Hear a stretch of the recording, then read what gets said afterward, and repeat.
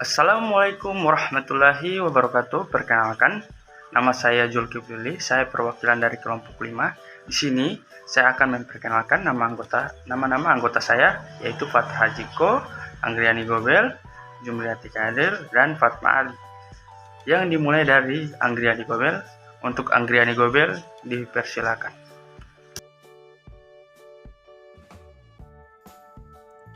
Assalamualaikum warahmatullahi wabarakatuh. Perkenalkan, nama saya Anggriani Gobel.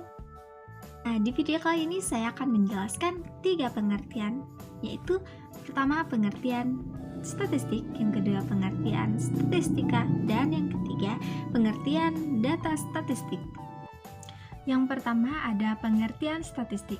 Statistik adalah bidang ilmu yang mempelajari tentang pengumpulan data, analisis data, penyajian data, hingga pengambilan kesimpulan untuk mengungkap pola dan suatu tren tertentu. Menurut Kamus Besar Bahasa Indonesia atau KBBI, statistik adalah angka-angka atau catatan yang dikumpulkan, serta ditabulasi, sehingga akan didapatkan informasi yang berkaitan dengan masalah tertentu. Data atau angka pada statistik bisa diperoleh dari pengumpulan data melalui wawancara ataupun tanpa wawancara.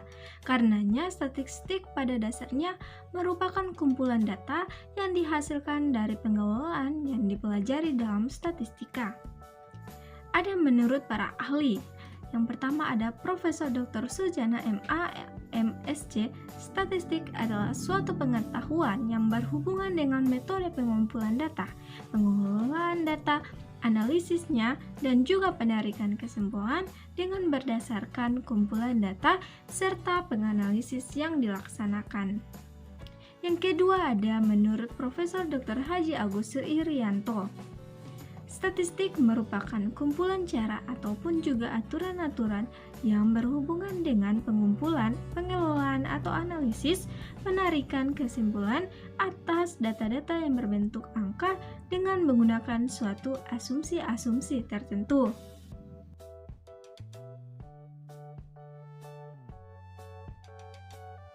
Yang kedua ada pengertian statistika. Statistika merupakan cabang ilmu terkait dengan data-data serta bagaimana mengumpulkannya. Menurut Kamus Besar Bahasa Indonesia atau KBBI, statistika yaitu ilmu yang mempelajari tentang cara mengumpulkan, menabulasi, menganalisis, dan menemukan keterangan dari data. Biasanya, data yang dikumpulkan dalam statistika berupa angka-angka. Dengan kata lain, statistika merupakan ilmunya, sementara statistik adalah datanya. Pengertian statistika menurut para ahli. Pengertian statistika menurut Ashar adalah hal-hal yang berkaitan dengan suatu langkah atau metode dalam menarik sebuah kesimpulan dari hasil uji coba. Yang kedua ada menurut Sugiono. Pengertian statistika dalam arti sempit ialah sebagai data dan alat, sedangkan arti luas, arti statistik merupakan suatu alat dalam menganalisis dan mengambil sebuah keputusan. Yang ketiga ada pengertian data statistik. Data statistik adalah bagian tunggal dari informasi faktual yang direkam dan digunakan untuk tujuan analisis. Hal ini menggambarkan bahwa data menjadi informasi mentah dari mana statistik dibuat. Statistik adalah hasil analisis data, interpretasi, dan penyajiannya. Dengan kata lain, beberapa komputasi telah dilakukan yang memberikan pemahaman tentang arti data, statistik seringkali meskipun tidak harus disajikan dalam bentuk tabel, bagan, atau grafik. Perkenalkan, nama saya Fatra Hajiko. Jadi baiklah, saya akan menjelaskan mengenai macam-macam data statistik dan contohnya. Berdasarkan sifatnya terbagi atas dua, yaitu data kualitatif dan data kuantitatif. Data kualitatif yakni data statistik yang mengacu pada jenis data yang tidak dinyatakan dalam bentuk angka atau bisa dikatakan data non-numerik, yang dalam hal ini bisa berupa data nominal dan data original. Contohnya, yaitu berupa warna mobil di tempat parkir, agama, bahasa, dan kota asal. Yang kedua yaitu data kuantitatif. Adalah data dalam statistik akan senantiasa mengacu pada data yang berbentuk angka atau data numerik yang dilakukan perhitungan secara manual. Contohnya, yaitu jumlah uang yang kita miliki, kedua jumlah orang yang tinggal di kota A, dan yang terakhir jumlah siswa yang mengambil statistik. Saya akan melanjutkan penjelasan dari Fatra Hajiko. Assalamualaikum warahmatullahi wabarakatuh. Perkenalkan, nama saya Yumriati Kadir. Menurut para ahli, Ramli, skala pengukuran merupakan kesepakatan untuk menentukan panjang, pendek, interval pada alat ukur. Baik itu digunakan untuk dijadikan sebagai acuan ataupun sebagai tolak ukur untuk memperoleh data. Ada macam-macam skala pengukuran. Yang pertama yaitu skala nominal. Dikatakan sebagai skala nominal adalah skala pengukuran yang cukup sering digunakan karena skala pengukuran ini bentuknya paling sederhana, dan juga skala nominal cocok digunakan untuk penelitian yang mencari data sesuai dengan kategorisasi. Yang kedua yaitu skala ordinal.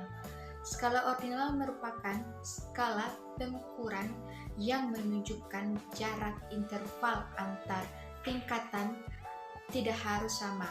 Skala ordinal setingkat lebih tinggi dibandingkan dengan skala nominal.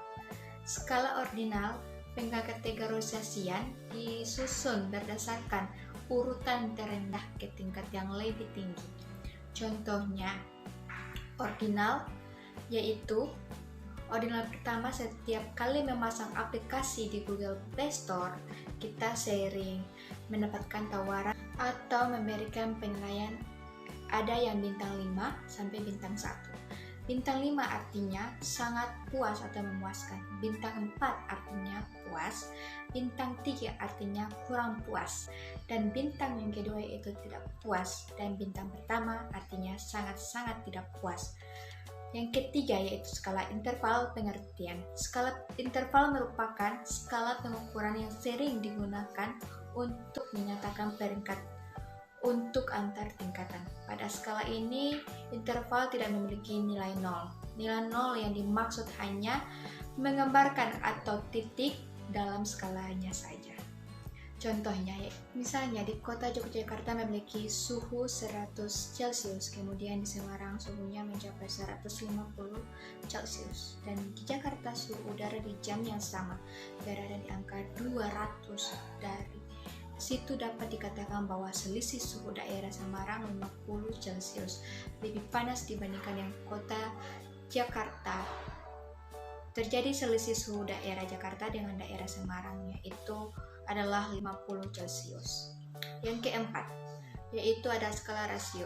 Definisi. Skala rasio merupakan skala pengukuran data dalam penelitian yang lebih sering digunakan untuk membedakan pengukuran tindakan dan membandingkan data. Skala rasio juga memiliki tinggi dibandingkan dengan 3 jenis skala yang sudah disebutkan sebelumnya. Contohnya yaitu Rani memiliki berat badan 30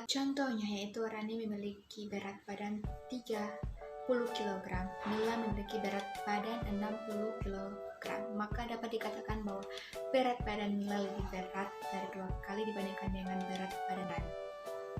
Baiklah, itulah penyampaian penjelasan singkat saya. Selanjutnya saya serahkan kepada teman saya berikutnya.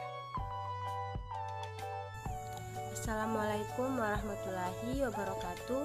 Perkenalkan, nama saya Fatma Ali dari semester 5 kelas A jurusan Pendidikan Luar Sekolah. Di sini saya akan menjelaskan sedikit materi tentang ciri-ciri pengumpulan data. Yang pertama, pengertian pengumpulan data. Menurut para ahli, pengumpulan data berupa suatu pernyataan tentang sifat, keadaan, kegiatan tertentu, dan sejenisnya. Pengumpulan data dilakukan untuk memperoleh informasi yang dibutuhkan dalam rangka mencapai tujuan.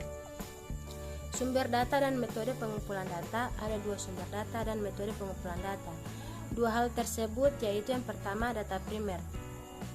Data primer yaitu data diperoleh sendiri melalui wawancara, observasi, tes atau kuesioner, pengukuran fisik, percobaan laboratorium. Yang kedua, data sekunder. Data yang diperoleh dari sumber kedua, dokumentasi lembaga, biro pusat statistik, rumah sakit, atau lembaga atau institusi. Oleh karena itu, dalam pengumpulan data, penelitian membutuhkan suatu instrumen. Instrumen ini dibutuhkan untuk pengambilan data baik dalam bentuk penelitian kualitatif maupun penelitian kuantitatif. Instrumen pengumpulan data ini adalah suatu alat atau fasilitas yang digunakan oleh peneliti dalam mengumpulkan data agar pekerjaannya lebih mudah dan hasilnya lebih baik. Dalam arti lebih cermat, lengkap, dan sistematis sehingga lebih mudah diolah. Assalamualaikum warahmatullahi wabarakatuh. Kenalkan, nama saya Zulkifli. Di sini saya akan melanjutkan materi dari Fatma Ali. Baik, langsung saja materi saya, yaitu pengertian populasi. Populasi adalah semua nilai yang diperoleh dari hasil perhitungan maupun pengukuran. Pahami bahwa populasi adalah bisa digunakan dalam penelitian kualitatif maupun kuantitatif.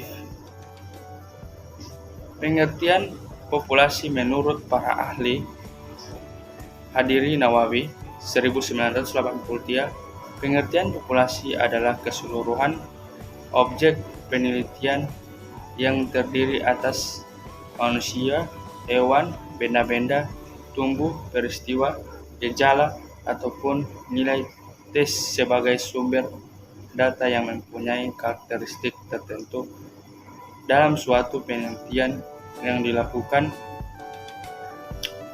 Selanjutnya, sampel. Sampel adalah bagian kecil dari populasi itu sendiri yang diambil sebagai objek dalam sebuah pengamatan atau penelitian lantaran dianggap maupun mewakili populasi. Sedangkan populasi adalah jumlah total individu, hewan, benda, pengamatan, maupun data. Data akan diambil sebagai objek dari pengamatan lantaran dianggap dapat mewakili sebuah populasi yang ada. Hasil riset yang pada nantinya berhasil didapatkan dari sebuah sampel ini, maka akan memunculkan kesimpulannya. Baik, selanjutnya pengertian populasi menurut para ahli, yaitu Ridwan 2007. Sampel merupakan bagian dari populasi yang memiliki ciri-ciri atau keadaan tertentu yang akan diteliti.